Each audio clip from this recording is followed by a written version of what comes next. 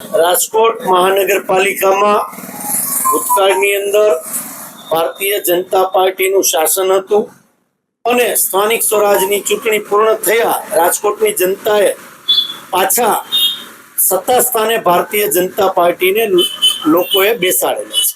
વિરોધ પક્ષ તરીકેની જવાબદારી રાજકોટની જનતાએ કોંગ્રેસના સિરે છે.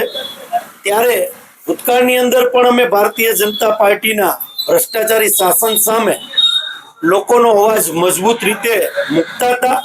એવી જ રીતે વર્તમાન ભારતીય જનતા પાર્ટીની જે નવી બોડી આવી છે એમની સામે પણ અમે રાજકોટની જનતાના પ્રશ્નને વાચા આપવા માટે હર હંમેશા અમે લડતા રહીશું.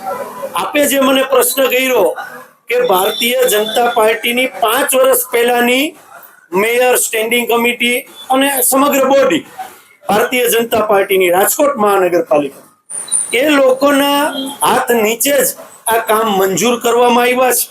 કારણ કે રાજકોટ મહાનગરપાલિકાના બીપીએમસી એક્ટ મુજબ કોઈ પણ નવા પુલનું નિર્માણ થતું હોય તો એ ક્યાંય ને ક્યાંય સ્ટેન્ડિંગની જે મીટિંગ છે એ મીટિંગની અંદર મંજૂર થયા પછી આખરી ઓપ આપવામાં આવતો હોય છે અને આખરી ઓપ રાજકોટના ડેવલપમેન્ટ માટે આપવામાં આવ્યો. પણ દુઃખ સાથે કહેવું પડે છે કે એ જે આખું કામ થયું છે અને ભૂતકાળના મેયરે શું કર્યું ચોથી જાગીર અને રાજકોટની જનતા પણ જાણે છે. ક્યાંક ને ક્યાંક આ બાબતની અંદર ભ્રષ્ટાચાર થયો છે. ભૂતકાળની અંદર પણ અમે આ વાત કરેલી છે અને વર્તમાનમાં પણ અમે આ વાત કરીએ છીએ. વાત રહી અત્યારે નોટિસ આપવાની અને કામને ફરીથી ચકાસણી કરવાની, હાલના મેયરે જે ચકાસણી કરી અને એમાં ક્ષતિઓ આવી એ બાબતે તાત્કાલિક એમને જે નોટિસો આપી અને કામને ક્યાંક ફરીથી ચકાસણી કરવા માટેની અને કઈ રીતના કોન્ટ્રાક્ટરોએ કામ કર્યું છે એમને ચકાસણી કરવાની વાત છે. પણ હું સ્પષ્ટ વિરોધ પક્ષ તરીકે એવું માનું છું કે તબેલાની અંદર ઘોડા છૂટી ગયા પછી તાળા મારવાનું કામ હાલની રાજકોટ મહાનગરપાલિકાના સત્તાધીશો કરી રહ્યા છે. કારણ કે ભૂતકાળની અંદર જે અત્યારના કોર્પોરેટરો ચૂંટાઈને ભારતીય જનતા પાર્ટીના ક્યાંક સત્તા સ્થાને બેઠા છે અને ક્યાંક કોર્પોરેટર તરીકે છે. આ જ લોકો 5 વર્ષ પહેલા ચૂંટાયેલા હતા ત્યારે રાજકોટ ભારતીય જનતા પાર્ટીના ઉચ્ચ કક્ષાના ધારાસભ્યશ્રીઓ હોય, સંસદ સભ્યશ્રી હોય કે રાજ્યસભાના સાંસદ હોય અને ગુજરાતનું ભારતીય જનતા પાર્ટીનું જે સંગઠન છે પછી એ ભારતીય જનતા પાર્ટીના પ્રદેશ પ્રમુખ હોય ત્યારે કેમ આંખ મીચોમણા કરવામાં આવેલા હતા એ વાત પ્રશ્નાર્થ ચિહ્ન ઉભો કરે છે અને આ રાજકોટની જનતા પણ સારી રીતે જાણે છે. જેમને કામ કર્યું છે આપણે આશા રાખીએ કે મેયરશ્રી તાત્કાલિક ધોરણે જે કામ કરી રહ્યા છે એ કામને આપણે બિરદાવીએ. પણ 5 વર્ષ પહેલા જે કામ થતું હતું ત્યારે ભારતીય જનતા પાર્ટીએ ભ્રષ્ટાચારને ખુલ્લો દોર આપ્યો હતો.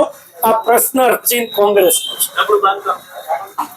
સમગ્ર રાજકોટની અંદર હું આપના માધ્યમથી કહેવા માંગીશ કે 5 વર્ષ અમને રાજકોટની જનતાના આશીર્વાદ 2000 થી 2005 કોંગ્રેસના મેયર બેઠા હતા ત્યારે અહીંથી જ નજીક મહિલા કોલેજ જ્યાં ફાટક હતું અને રાજકોટની જનતા હેરાન થતી હતી ત્યારે કોંગ્રેસના શાસનની અંદર અંડરબ્રિજ કરવામાં આવ્યો. તમે જોશો કે આટલા વર્ષોથી આજે 26 વર્ષનું ચાલે છે, 26 વર્ષ ચાલે છે પણ એની અંદર એક કાંકરી પણ ખરી નથી. બીજું ઉદાહરણ હું આપને આપું, અહીંયા જ આપણી નજીકની અંદર ભારતીય જનતા પાર્ટી દ્વારા જે અત્યારે રેસકોર્સ રિંગ રોડ ઉપર જે આમ્રપાલી ફાટક છે ત્યાં જે અંડરબ્રિજનું કામ કરવામાં આવેલું હતું અને હું સ્વર્ગસ્થ વિજયભાઈ રૂપાણી મુખ્યમંત્રીના હાથે એમનું ઓપનિંગ કરવામાં આવેલું હતું. હું રાજકોટની જનતાને પૂછવા માંગુ છું કે આજે અમારે વિરોધ પક્ષ તરીકે ત્યાં આંદોલન કરી અને જે પાણી પડે છે એ પણ રાજકોટની જનતાને ચોથી જાગીર નીકળે છે. એવો જ બ્રિજ રેલનગરની અંદર ભારતીય જનતા પાર્ટીના ભ્રષ્ટાચારી શાસનમાં બન્યો. ત્યાં પણ વરસાદી સિઝન આવી રહી છે, મોન્સૂન સિઝન, સ્વિમિંગ પુલ પણ થશે ને આપ લોકો પણ વિઝ્યુઅલ બતાડો છો. એટલે ભારતીય જનતા પાર્ટીએ જે કામ કર્યા છે એમાં ક્ષતિઓ છે જ. એમાં નોટિસ આપવાથી કોઈ પરિણામ નથી બદલવાનું. દાખલો બેસાડવો પડે અને દાખલો માત્ર અધિકારીઓ ઉપર નહીં, ભારતીય જનતા પાર્ટીના સત્તાધીશોએ જે કાળા હાથ એમાં કર્યા છે એમાં જો દાખલો બેસાડો તો રાજકોટ શહેરની જનતા અને વિરોધ પક્ષ તરીકે અમે માનશું કે હકીકતની અંદર હવે કંઈક નવીનીકરણ થવા જઈ રહ્યું છે. ક્રાંતિભાઈ, એક સીધો આપણે કહી શકીએ કે ભાજપમાં જ અત્યારે ઘર ફૂટે ઘર જાય જેવી પરિસ્થિતિ